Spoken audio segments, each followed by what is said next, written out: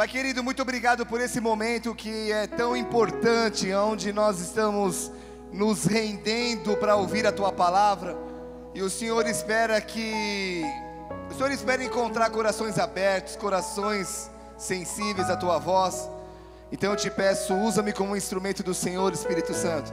Fala através de mim, que minha voz não fale, em nome de Jesus. E eu te peço que em nenhum momento eu venha atrapalhar o Teu agir. Encontra corações abertos. Se há corações de pedra, Pai, tanto aqui quanto na internet, que eles sejam quebrados e transformados em corações de carne sensíveis a Ti, em nome de Jesus.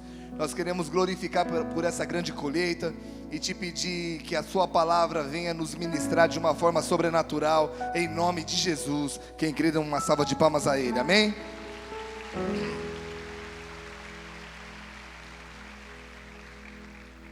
Amados, nós estamos numa série de mensagens chamada Influenciadores de um Reino, onde nós estamos abordando a importância dos 10 mandamentos nos nossos dias.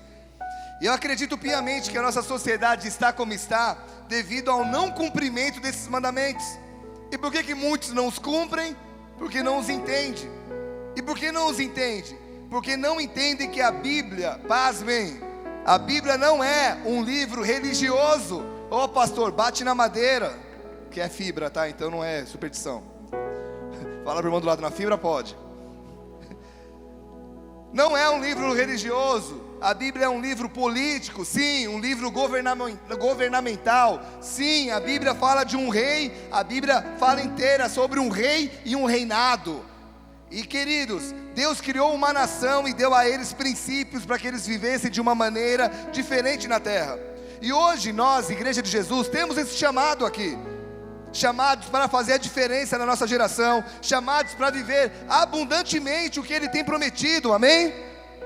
E os 10 mandamentos, se entendidos, podem mudar uma sociedade. Repita isso bem alto comigo. Os 10 mandamentos, se forem entendidos e aplicados, podem mudar uma sociedade. Eu creio no Brasil melhor, eu creio numa Curitiba melhor, mas isso começa com a gente. Então, vamos lá, se nós queremos um país diferente, nós precisamos nos abrir para ser essa mudança. E onde começa essa mudança? Como eu tenho falado há 9 domingos, aonde começa a mudança? Na nossa mente.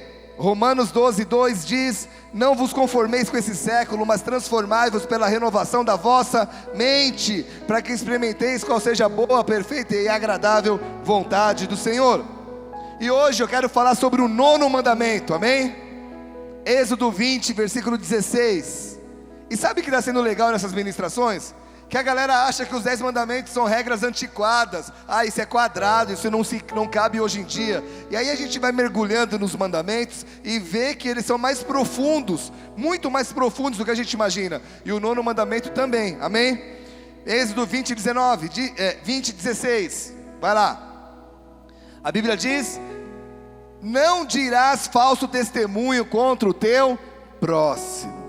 E eu quero falar nessa noite, nessas próximas 4 horas e 30 minutos, eu quero falar sobre esse mandamento tão importante.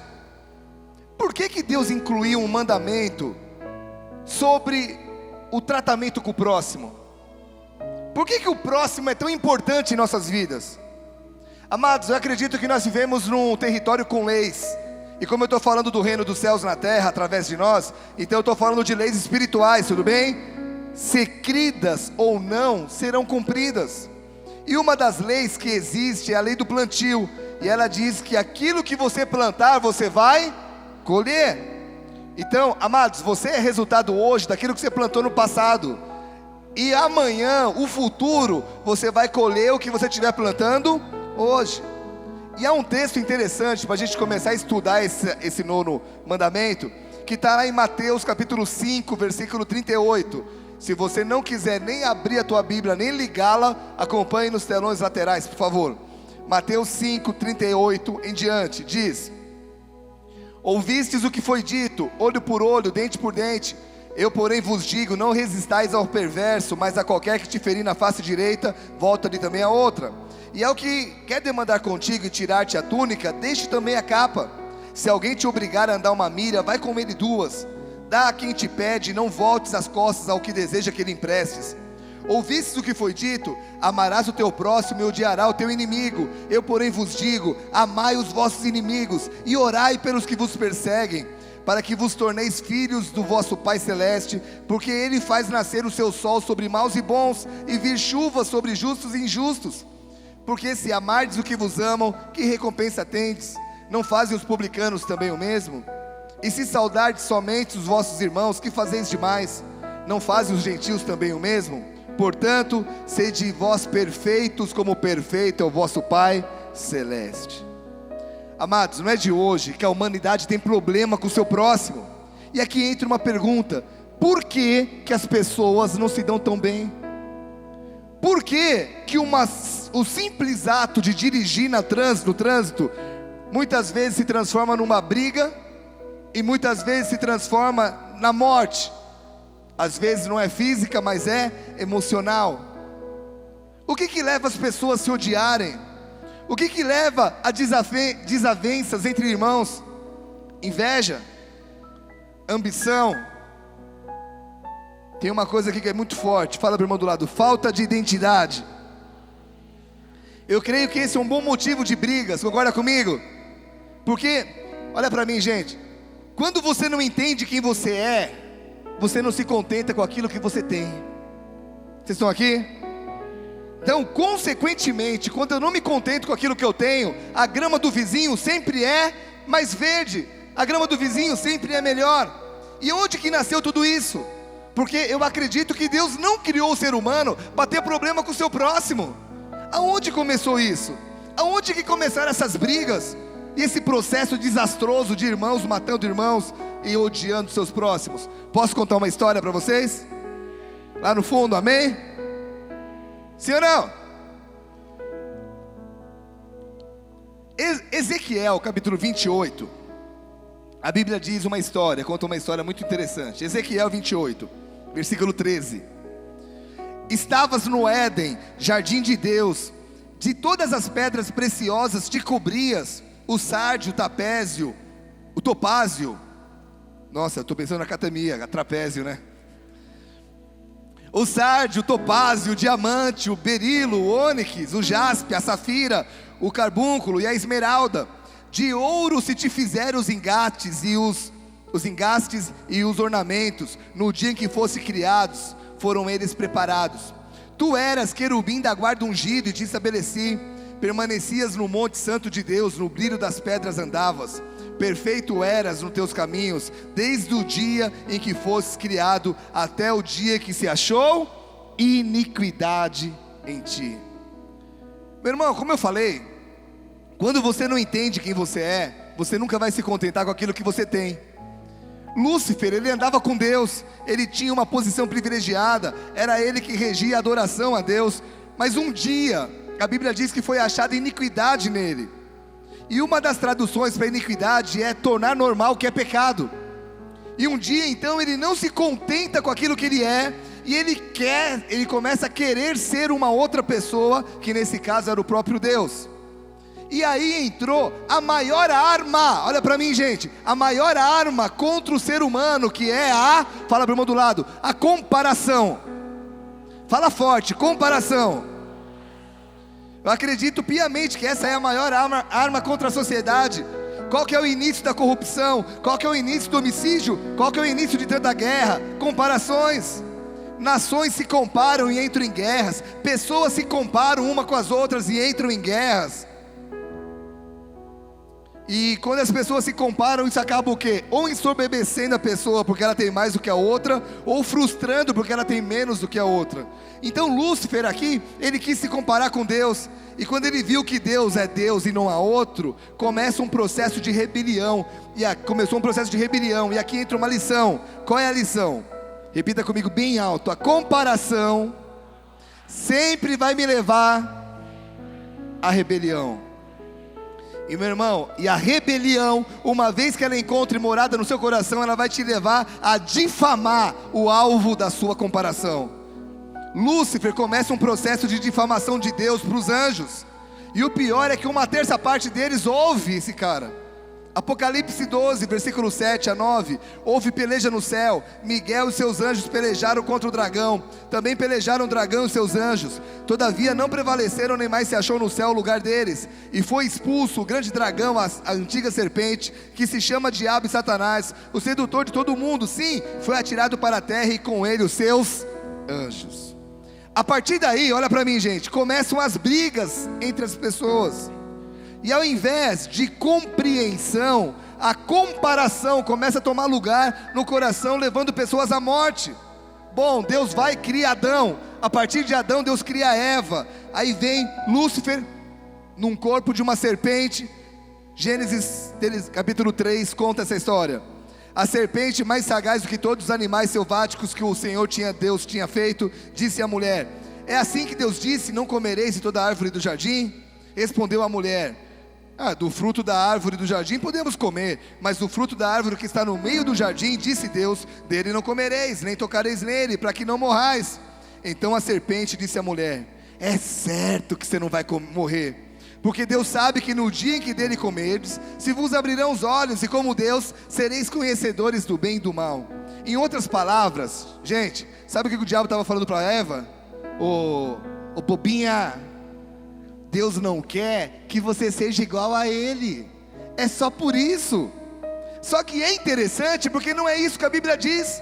Gênesis 1, versículo 26, diz assim: também façamos o homem à nossa imagem, conforme a nossa semelhança. Eva já era parecida com Deus, ela já tinha o DNA, e o diabo vai e engana, porque ela quis se comparar. E sabe o que isso me ensina? Repita bem alto comigo: isso me ensina que a comparação traz cegueira. Eva já era como Deus, mas o diabo traz através de um falso testemunho, a faz se comparar, e essa comparação a cegou da verdade e a levou à rebelião. Então Adão e Eva têm 2 filhos. Estou contando toda essa história para chegar no 9º mandamento, ok? 4 pessoas disseram amém. Agora vai ter que falar todo mundo. No 3, 1, 2, 3. Aê. Gênesis 4:1. Coabitou o homem com Eva sua mulher, e essa concebeu e deu à luz a Caim. Então disse: adquiri um varão com auxílio do Senhor. Depois deu à luz a Abel, seu irmão. Abel foi pastor de ovelhas e Caim lavrador. Aconteceu que no fim de uns tempos trouxe Caim do fruto da terra uma oferta ao Senhor. Abel, por sua vez, trouxe das primícias do seu rebanho e da gordura deste. Agradou-se o Senhor de Abel e da sua oferta, ao passo que de Caim da sua oferta não se agradou. Olha agora: irou-se, pois, sobremaneira Caim, e decaiu-lhe o semblante. Gente, por que Caim ficou irado aqui? Porque ele vai e se compara com seu irmão, e essa comparação o cegou de uma verdade. Pergunta para mim, qual verdade? Que nós somos diferentes. A comparação o cegou de que o talento do irmão dele era diferente do dele, e que, amados, eu não preciso ser igual a você para ser amado por Deus. Deus nos ama com as nossas características distintas, amém? Mas ele ficou cego para isso. Essa cegueira levou à rebelião, e essa rebelião levou a uma ação. Gênesis 4, versículo 8. Disse Caim a Abel, seu irmão: vamos ao campo. Estando eles no campo, sucedeu que se levantou Caim contra Abel, seu irmão, e o matou. E de lá para cá, presta atenção, de lá para cá, o processo continua exatamente da mesma maneira. Já viu aquele ditado: time que está ganhando não se muda? Sim ou não? O diabo sabe disso, e há anos ele vem fazendo a mesma coisa. Vamos lá? Pessoas se comparam, essa comparação leva a cegueira, essa cegueira leva a difamações, a difamação leva a rebelião, e a rebelião leva à morte, tanto física quanto emocional, e muitas vezes espiritual. Então Deus inclui um mandamento contra isso, para que o homem aprendesse a se amar. O detalhe é: como é que eu vou amar o meu próximo se muitas vezes eu não consigo me amar? Se eu não consigo amar a mim mesmo? E como muitas vezes as pessoas não se amam, é muito fácil olhar para o próximo e o atacar. E é por isso que a Bíblia diz, Mateus 7, versículo 1: não julgueis para que não sejais julgados, pois com o critério com que julgardes sereis julgados também, e com a medida com que tiverdes medido vos medirão também. Por que vês tu o argueiro no olho do teu irmão, porém não reparas na trave que está no teu próprio? Ou como dirás a teu irmão, deixa-me tirar o argueiro do teu olho, quando tens a trave no teu? Hipócrita, tira a primeira trave no teu olho, e então verás claramente para tirar o argueiro do teu irmão. A Bíblia sempre está nos orientando a olhar primeiro para nós, a não fazer para os outros o que nós não queremos que os outros façam para a gente. Mas como eu já falei, a comparação traz cegueira, e hoje as pessoas continuam se comparando e continuam atacando as outras pessoas. Fala para o irmão do lado, uma palavra que você diz não tem mais volta. Gente, quantas pessoas, ou melhor, vamos trazer para o lado pessoal, quantas vezes você com a sua palavra acabou com a moral de alguém cujo assunto você não tinha 100% de certeza que era verdade? Veio um assunto, você jogou algo de uma pessoa no ar e ficou esse assunto sem saber se era verdade ou não. E o telefone sem fio continua até hoje. O ser humano se tornou especialista em denegrir a imagem das pessoas. Se eu te pedir, me aponta 10 defeitos, escreve no papel aí 10 defeitos do pastor Bigardi, você vai falar assim: pastor, só 10? Aí se eu te pedir, me aponta no papel 5 qualidades que eu tenho, você vai ter que pensar um pouquinho. Por quê, queridos? Porque nós nos atentamos naquilo que nós nos comparamos. Vocês estão aqui? Há uma frase que, se eu fosse você, eu anotava e colocava amanhã nas redes sociais. Repita comigo: eu aprendo mais forte, eu aprendo mais abrindo os meus olhos do que abrindo a minha boca. Amém? Hashtag fica a dica e põe o crédito lá pro Bigardi, tá? Em outras palavras, as pessoas morrem pela boca. Há um texto, Tiago capítulo 3, versículo 2. Eu vou ler para vocês, eu preciso ler.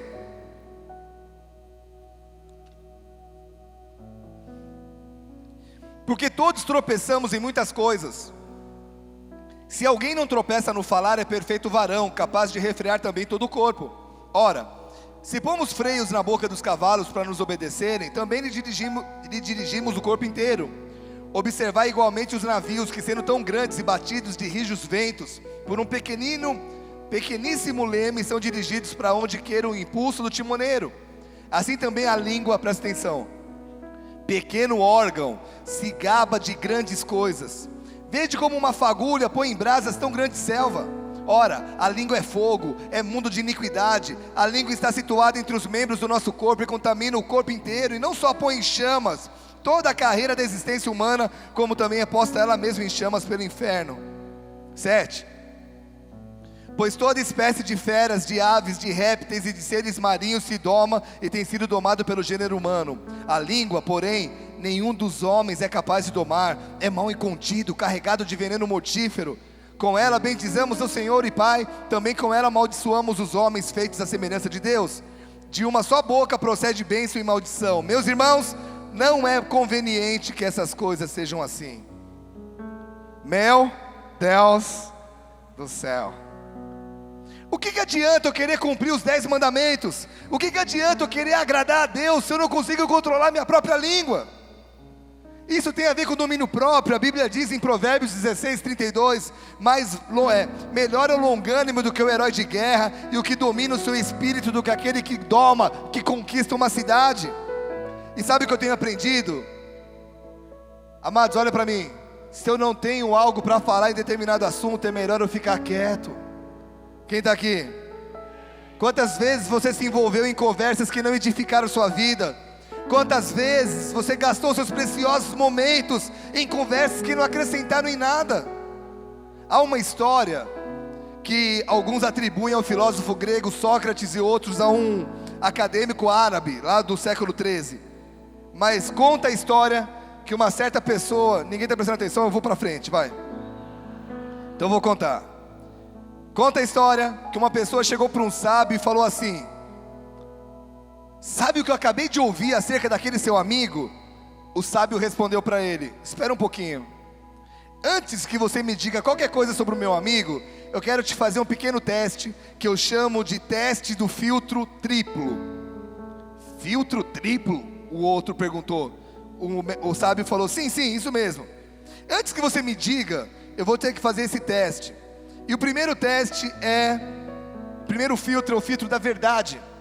Amigo, o que você está para me falar, você tem certeza que é verdadeiro? O cara que foi contar falou assim: não, eu estou te vendendo o peixe como me venderam, mas eu não tenho certeza. Aí o sábio falou assim: cara, você nem sabe se é verdade, você quer me contar? Beleza, vamos para o segundo filtro, filtro da bondade. O que você tem para me falar é bom para ele, para mim ou para a cidade que nós moramos? O cara falou assim: não, pelo contrário, é bem desagradável. Aí o sábio falou: cara, você quer me contar algo ruim sobre ele, mesmo sem estar certo que seja verdade? Bom, tá bom, vai. Terceiro teste, teste da utilidade. O que você quer me contar vai ser útil para mim ou para ele? O cara falou: na realidade, nada útil. Aí o sábio terminou a conversa: se o que você veio me contar não foi comprovado, não é bom e não vai ser útil para ninguém, por que você acha que eu vou me interessar em te ouvir?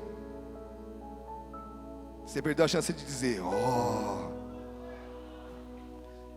Quantos filtros? Meu irmão, é verdade, é bom, é útil. Se a sua conversa com alguém ou sobre alguém não passar em um desses três níveis, sabe qual é o maior sinal de que você está amadurecendo? Sabe qual é o maior sinal de que você está sendo um homem ou uma mulher de Deus? Se não passou de nenhum dos três filtros, não fale, domine a boca, domine a língua. Aí você diz assim: é, pastor, mas eu quero desmascarar aquela pessoa, aleluia. Pergunta para a pessoa do lado, olha para ele e fala assim: você é Deus? Um dia, estava viajando com meu filho e eu fui pregar numa cidade lá em São Paulo, e nós pegamos uma turbulência. Mas tá ligado aquela turbulência? Tem umas que o pessoal, vamos entrar numa turbulência, só um ventinho, mas tem umas que são sinistras. Quem já pegou a turbulência sinistra? Aí eu lembro que meu filho era menor, e aí o avião, dava umas caídas. Aí na hora que sossegou, meu filho abriu o olho: onde eu estou? Estou no céu? Você é Jesus? Olhou para mim. Fala pro irmão do lado: oh, você não é Deus. Sabe por quê? Porque Deus não deixa o mentiroso agir por muito tempo. A Bíblia diz, Marcos 4, versículo 22, porque nada está oculto senão para ser manifesto, e nada se faz escondido senão para ser revelado. Posso te dar outro texto que prova isso? Mateus 10, 26. Portanto, não os temais, pois não há nada há encoberto que não venha a ser revelado, nem oculto que não venha a ser conhecido. Nós vemos que em todos os lugares que fazem parte da nossa vida, nós vemos algumas coisas que saem da nossa boca contaminadas. Por exemplo, tem uma coisa que existe no nosso meio, é a tarda, fala para o irmão do lado, fofoca.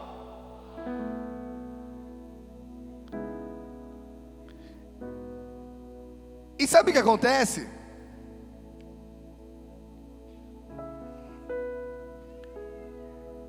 Muitas vezes a fofoca ela é usada de uma forma hostil. Além da fofoca, né? Porque fofoca, você acaba falando de alguém que talvez você não tenha nem certeza e não passe pelos três filtros. Mas vamos falar, fofoca é uma coisa.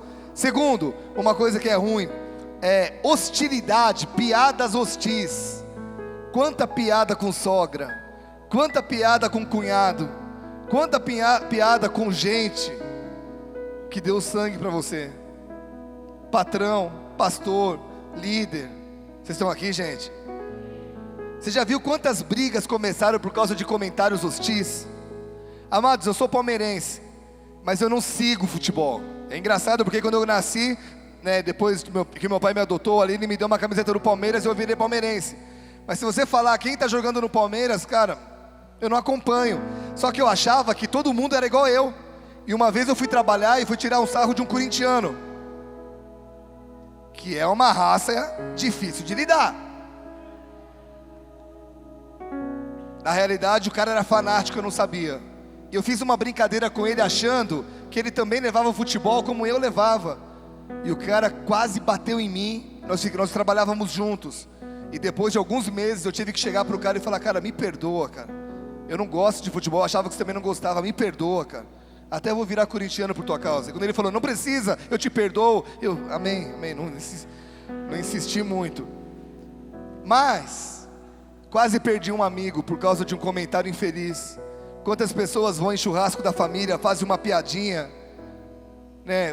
A gente que é crente, então a gente sofre isso direto, né? Uma piadinha de cristão, de um tio, de alguém. E aí quantas pessoas arrumam confusões por causa: ah, pastor, mas se eles fazem comigo e me dão o direito de fazer também. Amados, eles fazem porque eles não conhecem a verdade, nós conhecemos. Nós temos que dar o exemplo, amém?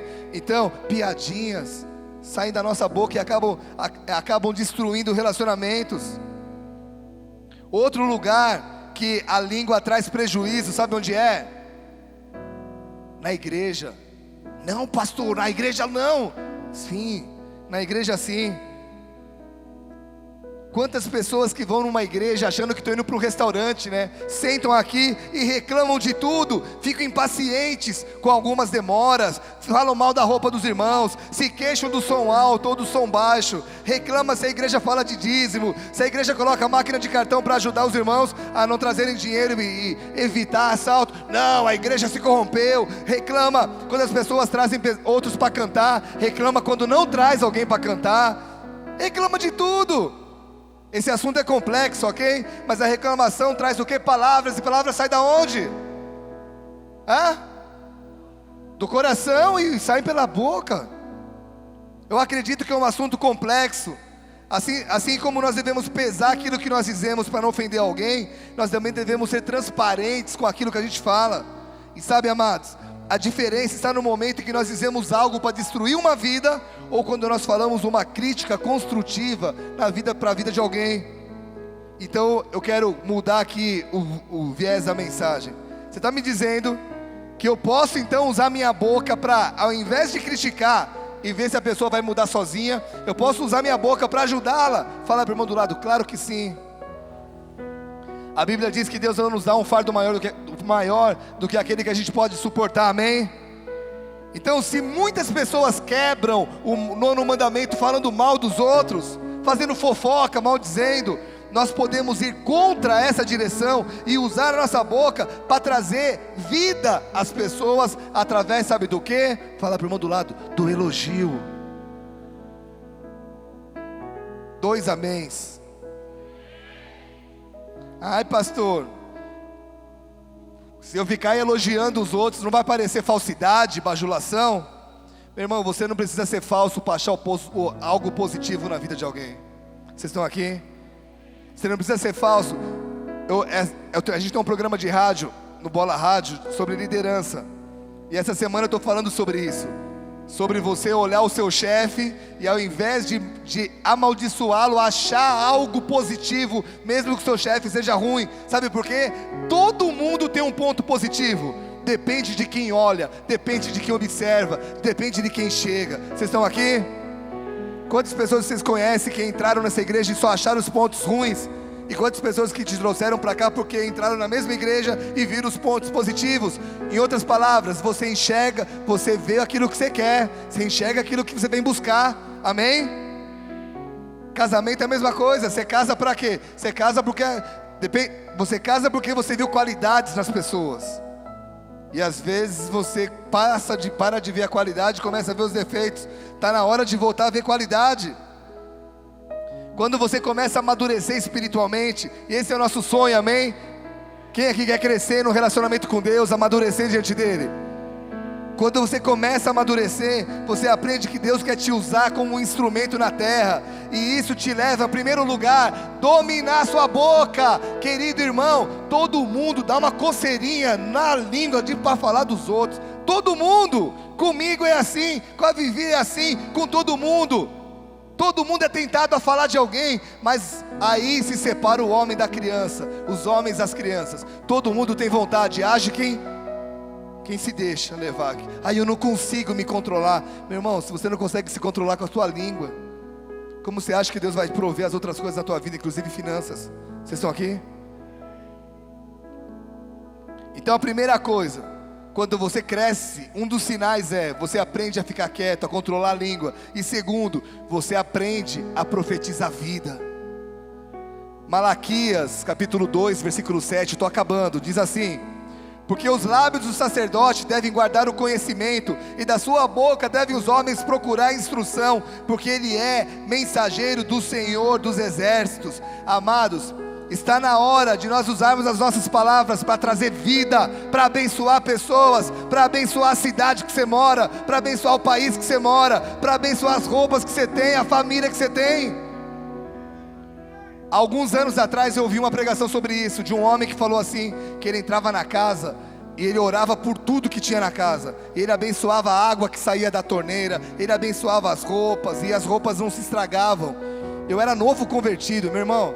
Eu me converti com 16 anos, eu devia ter uns 18 nessa época. De lá pra cá, diz aí, amor, a gente tem que dar a roupa, ela não gasta. As coisas na nossa mão, eu tenho até medo de emprestar, porque na nossa mão não quebra. Aí vai na mão de alguém que não tem esse cuidado, volta quebrado. Eu falo, meu irmão, fiquei 10 anos com isso. Como é que eu não quebrou? E você, em 30 minutos quebrou. Mas tudo depende dos dentes, não, da boca. Seu salário, seu trabalho, teu casamento. Quem é casado mesmo, levanta a mão. Quantas vezes pessoas disseram assim: cara, meu casamento está um inferno. Não vou pedir para você levantar a mão, você já falou isso, tá? Mas você acha que Deus vai mandar anjo para o inferno para arrumar? Então tudo depende da nossa boca, meu irmão. Minha casa era um pedacinho dos céus desde o início, mesmo brigando com a Vivi, mas eu sempre profetizei: aqui é um pedaço dos céus. Eu profetizava a ela assim, eu falava: cara, minha esposa é maravilhosa. Ah, mas ela é brava? É, um pouquinho. Tudo depende de como você vê. Teu trabalho, que tem de gente que recebe no dia 10, dia 12 já não tem dinheiro, sabe por quê? Porque no dia 10 levanta mal, né? É hoje. O que é hoje? Hoje que eu vou pegar aquela porcaria, não dá pra nada. Aí não dá pra nada. Culpa quem? O pastor. É que eu tive que dar o dízimo. Culpa a Deus. Culpa a Dilma. Culpa o Lula. Aí o Lula só falta ligar: ei, companheiro, não tem nada a ver com isso. Não sei de nada.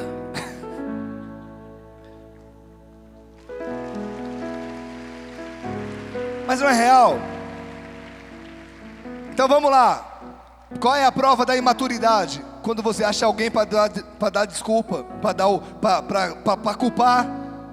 A maturidade te faz entender o quê? Calma lá, cara. Minha boca foi feita para abençoar. Então, se eu estou vivendo uma situação difícil, por exemplo, vocês estão aqui? Meu filho está zoado. Ah, e seu filho é um... Fala aí, um xingamento. O Lucas, quando era pequeno, uma vez xingou a pastora Tiala no ministério infantil: sua praga do Egito.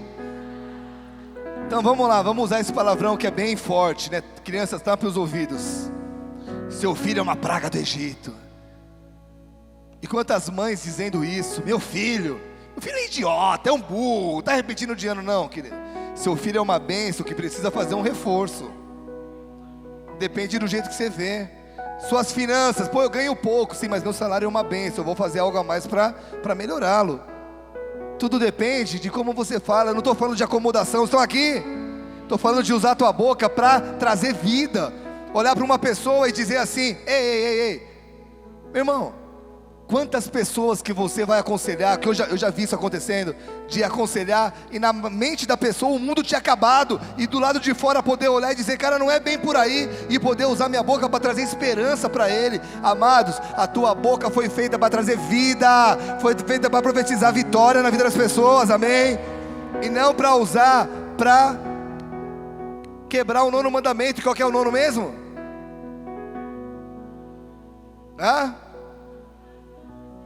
Não fale mal testemunho, em outras palavras. Usa a tua boca para aquilo que é bênção.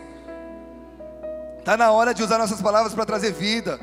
Há mais resultado, olha para mim, há mais resultado em você abençoar alguém com a tua palavra do que se você xingar.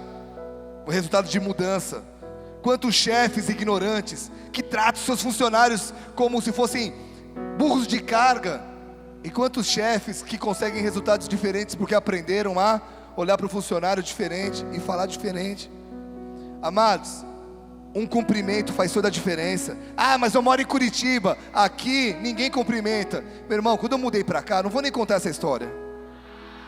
Quando eu mudei para cá, o pessoal do Rio de Janeiro, que eu era pastor lá, falou assim: ô Biga, como é que você vai morar em Curitiba? O pessoal é frio. Eu dei uma resposta para eles, eu falei: a igreja tem a cara do pastor, não importa quão frio seja a cidade, a igreja vai ter a cara e o coração que o pastor tem. Amados, dá um sorriso para o irmão do teu lado. Amém?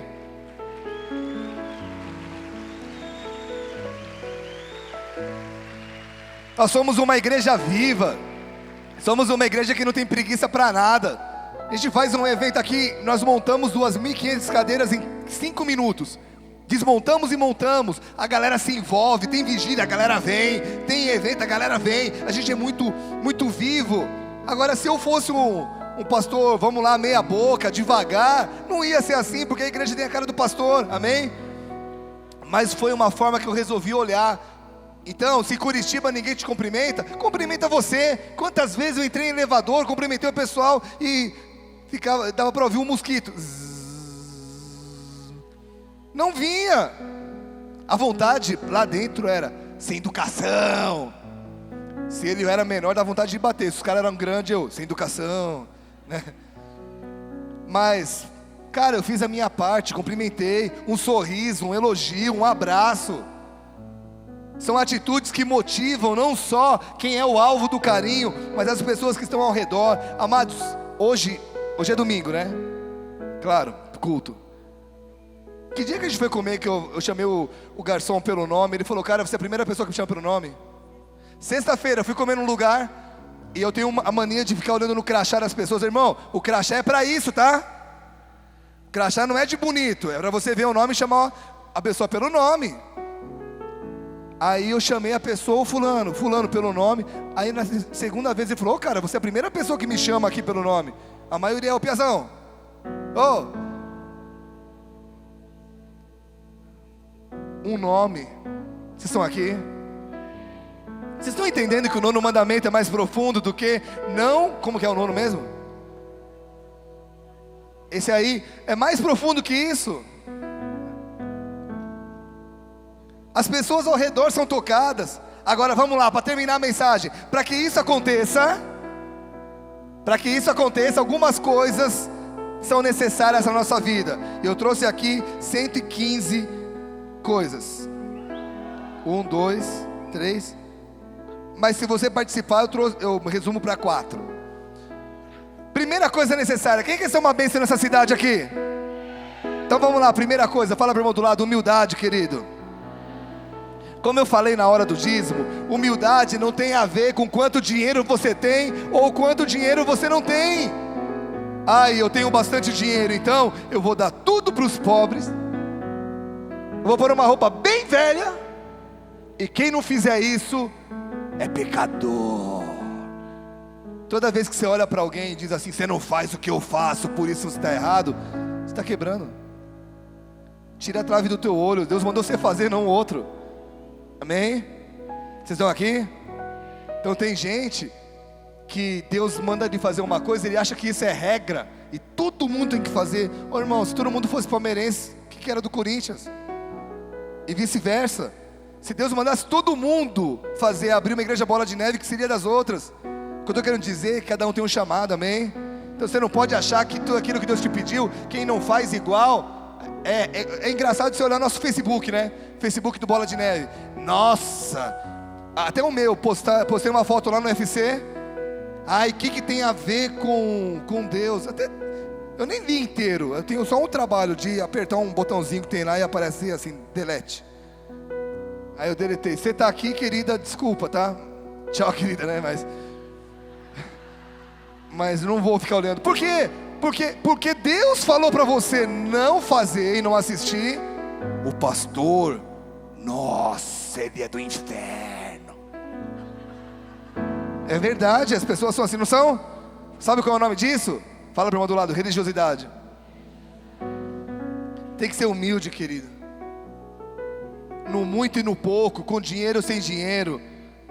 Mas o seu coração, repita comigo, meu coração tem que ser estável, constante. Eu tenho tempo? Tenho. A Bíblia conta a história de um homem chamado Moisés, lembra dele? Cresceu aonde ele? Na pobreza ou na luxúria? Seja sincero comigo. Tinha dinheiro pra caramba, a família dele toda lá, e ele crescendo com tudo. Coração dele íntegro, sabe por quê? Toda hora ele ia na janela olhar. Cara, minha família está lá, meu povo está lá. Passa, ele é expulso de lá, ele tem que fugir. Ele está num outro canto, sem dinheiro, trabalhando para o sogro, de graça. Ele ouve a voz de Deus, Deus chama ele de uma sarça ardente e diz: Moisés, Moisés. Ele não se assusta. Oh, que voz é essa? Na hora ele diz o quê? Oi, Senhor. Ele reconheceu, mesmo passando o perrengue. Sabe o que Moisés me ensina? Um coração estável, não importa se tem ou se não tem. Ele aprende a viver como Paulo. O que Paulo diz? Filipenses 4, versículo 11 a 12. Eu digo isso não por causa da pobreza, porque aprendi a viver contente em toda e qualquer situação. Tanto sei estar humilhado, como também sei ser honrado. De tudo e em todas as circunstâncias já tenho experiência, tanto de fartura como de fome, de abundância e de escassez. Tudo posso naquilo que me fortalece. Eu posso viver todas as situações. Ter bastante, tá bem. Ter nada, tô bem também. Humildade para ter um coração estável. Quando você tem essa humildade, olha para mim. Tua boca fala do que o teu coração está cheio. Amém? Cara, você tem muito dinheiro, você não muda. Tem um propósito, dinheiro é para um propósito. Cara, perdi todo o dinheiro, tem um propósito. Fica tranquilo. O coração do cara é estável. Segundo ingrediente para usar a tua boca de uma maneira sábia. Repita comigo, transparência. Sabe o que eu estou querendo dizer? Aprenda a ser você. Aprenda a investir em você. Em outras palavras, seja sempre você, mas você aditivado, cheio do Espírito Santo, como canal de Deus, mas seja você. Estão aqui, gente? Você tem que ser um canal de Deus do seu jeito. Eu vivo falando muito isso aqui.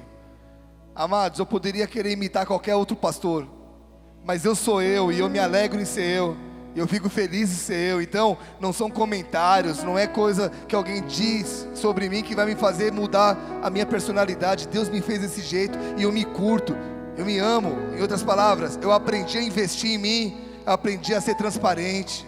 Amém? A transparência, olha para mim, te faz usar a sua boca de uma maneira sábia. Terceiro, amor ao próximo. Isso aqui é forte, tá? Acho que é muito forte, eu vou até pular para você não desmaiar aí. Então eu vou falar, mas você vai ter que falar comigo. Olha para a pessoa do lado e diz assim: meu querido, eu e você precisamos aprender a olhar o próximo como Deus olha. Vixe, Vixe Maria, não é isso. Vixe.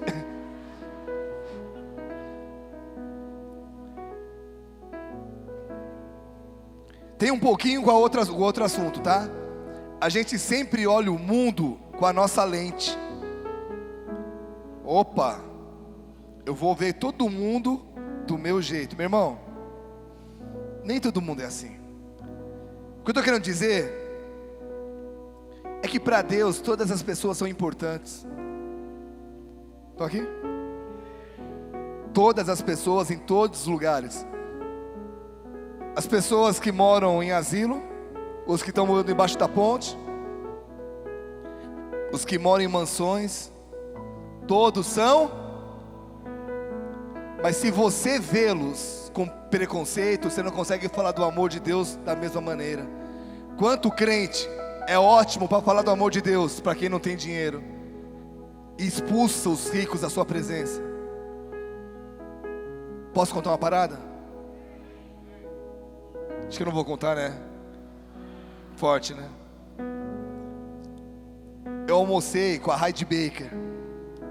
Ela é conhecida por ministrar aos pobres. Tudo bem? Sabe o que ela me falou? Meu maior erro na vida. Meu maior erro na vida. O Sal estava junto, né, Sal? Eu desvalorizei os ricos. Eu não soube ter equilíbrio, porque eu podia trazê-los para perto e me ajudar a ministrar o meu chamado. Porque ela ministrou eles e pôs o coração, ela expulsou muita gente de perto dela. Vocês estão aqui? Então quer dizer que se você tiver um pouco de dinheiro, você não pode ser usado por Deus, é isso? Sim ou não? Se você é famoso, você não pode ser instrumento de Deus? E a Priscila Alcântara vai estar aqui. Vamos adorar ao verdadeiro Deus, não aos artistas gospel, meu irmão. Você que escreveu isso está aqui também. Mano, a consciência, querida. Presença de Deus tremenda, palavras profundas, adoração rolando solta, e a pessoa é conhecida para ser um instrumento de Deus. Quantas pessoas ela toca que eu e você não vamos tocar? Vocês estão aqui? Quanta gente olha pra gente famosa e não quero nem chegar perto. Ai. Famoso. Ô gente, comparações. Como eu não posso ser ela, eu ataco ela. Como eu não posso ser ele, eu ataco ele. E aí que se quebra o nono mandamento. E as pessoas dizem: eu amo a Deus de todo o meu coração. Eu cumpro os 10 mandamentos. Cumpre na íntegra mesmo. Gente, amar o próximo é enxergar o próximo como Deus enxerga. Todo mundo tem um tesouro. Todo mundo tem um tesouro. Todo mundo. Amém? Uma vez na igreja que eu participava, uma pessoa olhou para mim e falou assim: quando você vai parar de ser criança? Skate não é coisa para homem de Deus. Falei: cara, eu me converti com skate. Na época que ele me falou isso, a gente acho que não namorava ainda. Mas a Vivi caiu na minha, pirou por causa do skate, né? As minas piram, gente. O que eu estou querendo dizer é que se eu dependesse das outras pessoas falando do meu esporte, gente, estava frito. Por quê? Porque é muito mais fácil você enxergar o mundo com seus olhos. Todo mundo tem que ser do meu jeito. Não, querido. Você tem que aprender a olhar o outro como Deus olha. Amém? Sim ou não? Último, fala para o irmão do lado, é verdade. Sabe o que precisa para a gente cumprir esse nono mandamentos? A gente ser pessoa, nós sermos ser verdadeiros. Formas criativas de sair de um problema de verbo aqui. Ser verdadeiro, ser uma pessoa de sim, sim, não, não. A pior coisa para alguém é usar uma máscara, gente. Sabe por quê? Repita comigo bem alto. Não precisa olhar para o irmão do lado não. Fala assim: máscara dá trabalho. Se você já tentou ser outra pessoa igual eu já tentei, dá trabalho. Coisa mais leve da vida é ser você, cara. Então ser verdadeiro consigo e para com o próximo de forma transparente é um dos instrumentos mais eficientes para resolver problemas e permitir o crescimento pessoal. Para terminar, para cumprir o novo mandamento, vamos lá? Fale sempre a verdade. Joga limpo, gente. Cedo ou tarde, todo mundo vai querer estar perto de você. Sabe por quê? Porque você é verdadeiro. Terceiro, elimine o coração crítico. Permita níveis de crítica em relação ao teu crescimento, amém? Em outras palavras, não se acomode com aquilo com onde você está, mas elimine o espírito crítico das pessoas. Teve um tempo na minha vida que eu era muito crítico, e toda conversa que eu começava com algumas pessoas minava para falar de alguém. E se você também já foi como eu, você sabe que isso é um vício. Você não vê a hora de falar com alguém para saber dos babados da igreja. Eu sabia da vida de todo mundo, gente. Então, elimina isso. Aprenda a elogiar sinceramente as pessoas. E último, se não tiver algo bom para falar, fica quieto. Amém? Eu queria orar por você, porque as pessoas caem pela boca. Você está nervoso, a primeira coisa que você faz, você xinga, depois você fala: o que eu falei? Você magoa pessoas. Então eu quero orar por você, porque as pessoas morrem pela boca. Feche seus olhos, abaixe sua cabeça um pouquinho. Conheço pessoas que disseram que nunca estariam numa igreja, que hoje frequentam uma igreja. Morreu pela boca. Conheço pessoas que disseram assim: eu nunca vou casar com fulano. Está casadinho, tem 15 filhos com a pessoa. Por quê? Morre pela boca. Então, se você não gosta de algo, a melhor forma de você não viver aquele algo é não falar nada. Então eu quero te ajudar a ter uma vida livre, gente. Quero te ajudar a ter uma vida onde a sua boca vai ser um instrumento de Deus. Pastor, eu entrei aqui nessa igreja pela primeira vez e eu entendi que eu tenho usado os meus lábios para alcançar, para tocar pessoas. Eu tenho ferido muita gente. Eu tenho ferido a mim mesmo e ferido muita gente. Eu quero te dizer que há uma chance, há uma alternativa de dominar nossa boca. De olhos fechados, eu não quero que você se constranja, mas eu preciso orar por você. E há uma chance de você governar a tua boca. A Bíblia diz que quando Jesus foi aos céus, Ele enviou um ajudador. O Espírito Santo, Ele é conhecido como Consolador e Ajudador. Quanta gente querendo vencer sozinho, isso você não vai conseguir, querido. Então, para controlar a boca, você precisa abrir a chave do coração para Ele. Para controlar os seus lábios, você precisa dizer: Jesus, então entra na minha vida e muda a minha história. O testemunho do Adriano hoje foi bem forte em relação a isso. Quantas coisas ele falou que magoou a esposa, mas por quê? Porque o coração dele estava blindado. Abra teu coração, o resto é reflexo. Tua boca vai falar o que teu coração está cheio, e ele precisa estar cheio de vida. Se nessa noite, você que está pela internet, você que está aqui na igreja, se hoje à noite você decide entregar tua vida para Ele e dizer: Senhor, tá bom, eu entrego o meu futuro todo a Ti. Independente da tua idade, tá? Porque quando eu tinha 16 anos me fizeram esse convite, e com 16 anos eu levantei a minha mão e falei assim: Deus, eu entrego a minha vida toda para o Senhor. Uma decisão minha me fez mudar de estado, me fez conhecer uma pessoa maravilhosa e estar aqui hoje pregando. Você não sabe o que Deus tem preparado para você, querido, mas você precisa querer o que Ele tem para você. De olhos fechados, se é isso que você quer, e você está aqui dentro, levanta a tua mão direita comigo. Eu não vou pedir para você ficar em pé, eu não vou pedir para você vir aqui, eu não quero te constranger. Se você está pela internet, você vai orar comigo também. Mas se você está aqui, levanta a tua mão direita bem alto e repete comigo essa oração. Diz assim: Senhor Jesus, Senhor Jesus, nessa noite eu te peço perdão, pelos meus pecados, pela forma que eu tenho conduzido a minha vida. Então eu quero abrir o meu coração, para que o Senhor Jesus Cristo, que é o Filho do Deus vivo, que é aquele que nasceu, cresceu, morreu, mas ressuscitou ao terceiro dia. Eu abro o meu coração, para que esse Jesus entre nele e mude a minha história, desde agora e para sempre.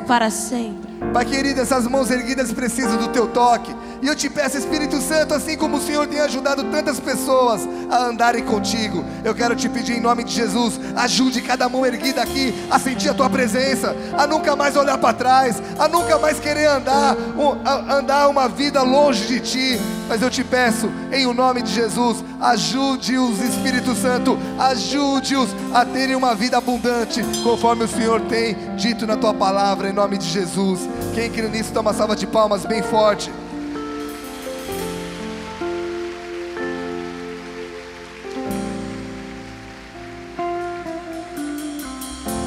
Deixa eu dar um recado para você que está aqui na internet. Tá ali. Você que fez essa oração pela primeira vez, eu quero te convidar a conhecer uma igreja evangélica perto da tua casa. Quero te convidar a conhecer, se você quiser, uma das nossas igrejas, Bola de Neve.